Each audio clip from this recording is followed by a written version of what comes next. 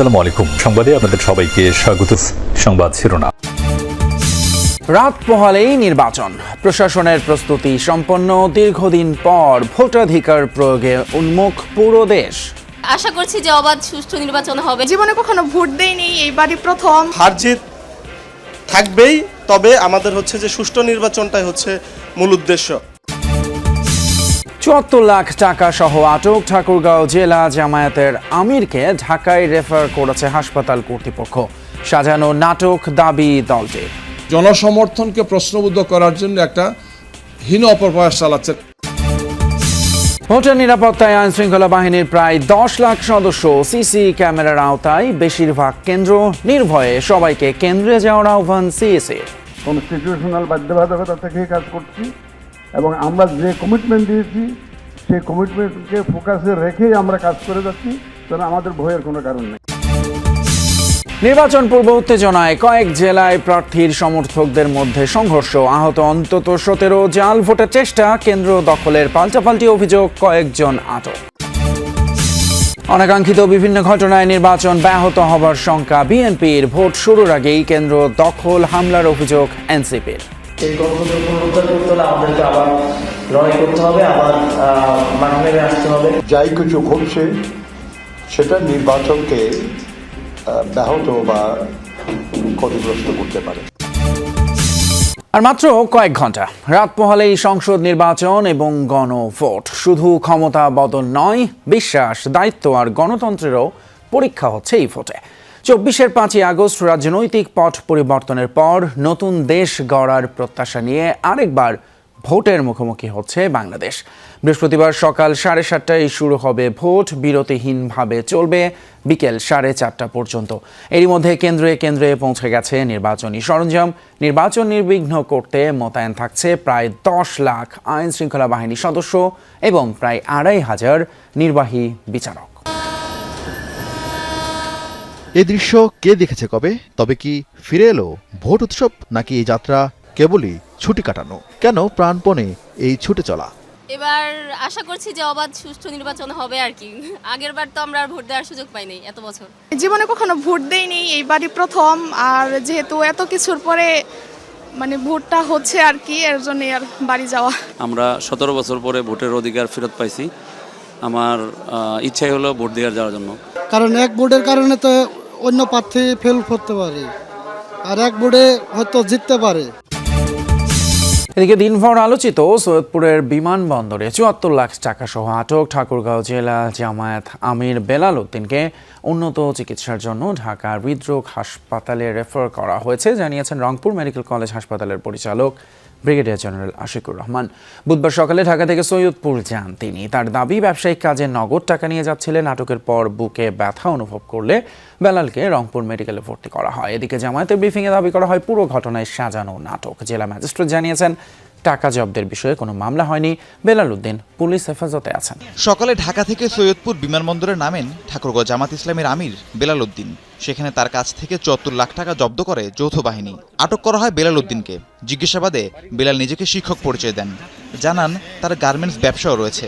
টাকাগুলো ব্যবসায়িক কাজেই নিয়ে যাচ্ছিলেন তিনি। কি করেন আপনি? শিক্ষকতা। কোন স্কুলের? কলেজে? সালন্দার। হ্যাঁ, ঠাকুরগাঁও সালন্দার কলেজের শিক্ষক আপনি? আচ্ছা, কত টাকা আছে এখানে লাগেছে? এখানে 50 প্লাস। 50 প্লাস আছে। 50 প্লাস আছে। 50 লাখ। হ্যাঁ, কিসের টাকা এগুলো? ব্যবসা। কিসের ব্যবসা করেন? গার্মেন্টস। এই ঘটনার পর কেন্দ্রীয় জামাত তাৎক্ষণিক সংবাদ সম্মেলন করে। পুরো ঘটনাটি উদ্দেশ্য প্রণোদিত এবং আইন শৃঙ্খলা বাহিনী সাজানো নাটক বলে দাবি করেন দলটির মুখপাত্র এহসানুল মাহবুব জুবায়ের। আজকে তিনি ঢাকা থেকে গিয়েছেন সৈয়দপুর বিমানবন্দরে এবং সেখানে আইন শৃঙ্খলা বাহিনী তাকে একটা সাজানো নাটক করেছেন। তিনি তার বক্তব্য স্পষ্ট করেছেন যে আমার ব্যবসায়ের জন্য আমি আসা যাওয়া করি, ব্যাংক বন্ধ, আমাকে কিছু লেনদেন করতে হয়, এই জন্য তার সাথে কিছু নগদ টাকা ছিল, যেটি খুবই স্বাভাবিক। এদিকে বিমানবন্দরে জিজ্ঞাসাবাদ চলাকালে অসুস্থ হয়ে পড়লে জামাত নেতা বেলাল উদ্দিনকে নেওয়া হয় রংপুর মেডিকেলে। ওনার বুকের ব্যথা আছে, ওনাকে আমরা মনিটর রেখেছি। বুকের ব্যথা আছে, সাথে সোয়েটিং আছে, ঘাম আছে এবং একটু নশেও আছে। বেলাল উদ্দিন দাবি করেন তার গার্মেন্টস ব্যবসা রয়েছে। ঠাকুরগাঁও হাজীপাড়া এলাকায় অবস্থিত সোনামণি ড্রেস হাউস নামের প্রতিষ্ঠানটির মালিকানা শাহেদা বানুর নামে। তিনি জেলা জামায়াতে আমির বেলাল উদ্দিনের স্ত্রী। শাহেদা বানুর অভিযোগ, রাজনৈতিক কারণেই বেলাল উদ্দিনকে হেনস্থা করা হচ্ছে। সামনে ঈদ দেখে ঢাকা গেছে যেহেতু, তা আমি বলছি যে আমার তো কিছু আছে যে যারা হচ্ছে ঈদের আগেই আমাকে অ্যাডভান্স পেমেন্ট করে, যে আমার এত পিস কুশন লাগবে, বেড কভার লাগবে, তারপরে পাঞ্জাবি, যেহেতু আমার বুটিক্সটা, আর বুটিক্সের কাজ তো একদিনই হয় না, যেটা বিগত ছিল সেটারও পেমেন্ট করছে, যার কাছে যতটুকু কালেক্ট ছিল, আবার কেউ কেউ অ্যাডভান্সও দিয়েছে। আমার কাছে মনে হচ্ছে যে তার রাজনৈতিক যে একটা পরিচয়, এই পরিচয়টাকে নিয়ে তারা হেনস্থা করছে। আমার আব্বু এরকম কোনো কাজ কখনো করতে পারবে না, এটা টোটালি আমার আব্বুর রাজনৈতিক পরিচয়কে ইউজ করা হয়েছে। জেলা ম্যাজিস্ট্রেট জানিয়েছেন, টাকা জব্দের ঘটনায় এখনো কোনো মামলা হয়নি। বেলাল উদ্দিন পুলিশ হেফাজতে আছেন। টাকাটা জব্দ করছি, পুলিশের মাধ্যমে জব্দ হয় এবং পরবর্তীতে এটা পুলিশ পরবর্তীতে রেগুলার প্রসিডিউরে পুলিশের মতো আগাবে। আমার এখানে সাময়িক ট্রায়াল করা সম্ভব হয়নি। নিরাপদ, নিরপেক্ষ এবং সুষ্ঠু নির্বাচন উপহার দিতে তৎপর আইনশৃঙ্খলা বাহিনী। বিগত নির্বাচনগুলোয় পুলিশ সদস্যদের ভূমিকা প্রশ্নবিদ্ধ থাকায় শীর্ষ কর্মকর্তাদের এবার দায়িত্ব থেকে দূরে রাখা হয়েছে। বিশ্লেষকরা বলছেন, শুধু বাহিনী নয়, নির্ঝঞ্ঝাট ভোট উপহারে প্রয়োজন সবার ঐক্যবদ্ধ প্রচেষ্টা। বিগত কয়েকটি জাতীয় নির্বাচন নিয়ে সমালোচনা থাকলেও ২৬-এর প্রেক্ষাপট ভিন্ন। নতুনভাবে যুক্ত হওয়া গণভোট নিয়েও জনসাধারণের মধ্যে রয়েছে কৌতূহল। চলছে খুঁটিনাটি বিশ্লেষণ। এত কিছুর মধ্যেও নির্বাচনে আইন শৃঙ্খলা নিয়ন্ত্রণ যাদের দায়িত্ব, বিগত নির্বাচনে তাদের ভূমিকা ছিল প্রশ্নবিদ্ধ। সবচেয়ে বিতর্কিত পুলিশ বাহিনী।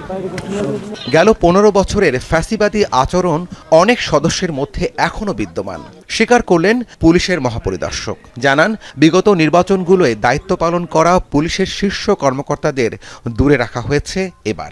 যারা অফিসার্স, ডিসিশন মেকার, তাদেরকে বাইরে রাখা হয়েছে, নট দি কনস্টেবলস। কনস্টেবলরা তো আমার তো এত সেট কনস্টেবল নাই। কঠোর নিরাপত্তার মধ্যেও ঘটেছে নাশকতা, সহিংসতা, তবে তা তুলনামূলক কম দাবি পুলিশের। তথ্য বলছে, গত ১১ ডিসেম্বর থেকে ৯ ফেব্রুয়ারি পর্যন্ত দেশে সহিংসতার ঘটনা ঘটেছে ৩১৭টি, যাতে প্রাণ হারিয়েছেন ৫ জন, আহত হয়েছেন ৬ শতাধিক। এছাড়া জুলাই গণ অভ্যুত্থানের সময় থানা থেকে লুট হওয়া অস্ত্র নিয়েও রয়েছে শঙ্কা।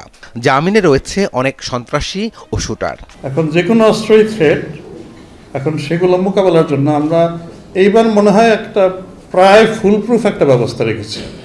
সবকিছু বিবেচনায় জাতিকে সুষ্ঠু নির্বাচন উপহার দিতে নিরাপত্তায় প্রস্তুত পুলিশ বাহিনী। তথ্য বলছে, নির্বাচনে মোতায়েন থাকবে ১,৮৭,৬০৩ জন পুলিশ সদস্য। থাকবে ৩ স্তর বিশিষ্ট নিরাপত্তা বলয়। ভোটের নিরাপত্তায় যুক্ত হয়েছে সশস্ত্র বাহিনী, বিজিবি, র্যাব, আনসার বাহিনী। যুক্ত আছে গোয়েন্দা সংস্থার বিভিন্ন ইউনিট।